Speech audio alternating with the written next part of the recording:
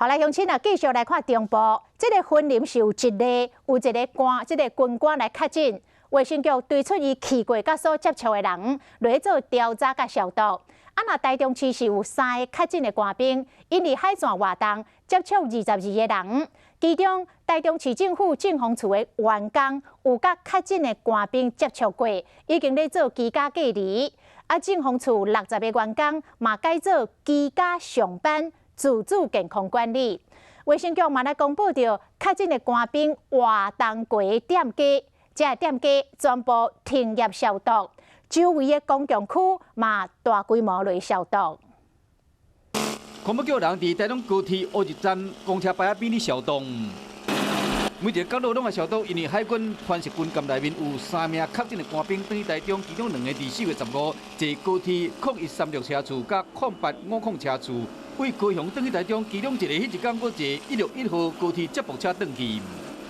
对啦，我就拢较无爱后背无物件。带那个酒精随时喷啊。消息一个传出来，民众拢真紧张，随时用酒精去消毒。3个确诊的官兵分别是住伫清水23岁军舰的40生，甲住伫沙鹿28岁的男士官，也有住伫龙井27岁的男士官。因登去台中时，去过什么所在，接触过什么人，卫生局赶紧调查。他是15号去接这个401这个个案，16号他有来市府上班。 16号晚上呢，他们又有去家乐福。17号有来上班的时候，觉得他的情况被通报了以后，就请他请假回家。所以他真正来市府的接触点是16号的1天，还有17号应该是半天。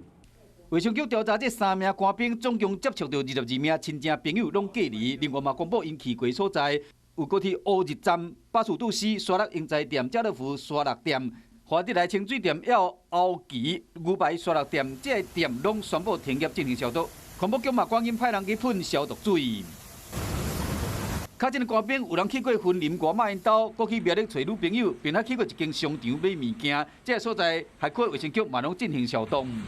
另外，婚林嘛有一个确诊的军官，他有到佛光山去做一个祭拜，在16号大概9点半的时候，他有到就是去拜访他的亲戚，然后在亲戚家共用餐。卫生局调查，确诊的军官接触的亲戚朋友，目前列出8人，伊去过所在卖消毒。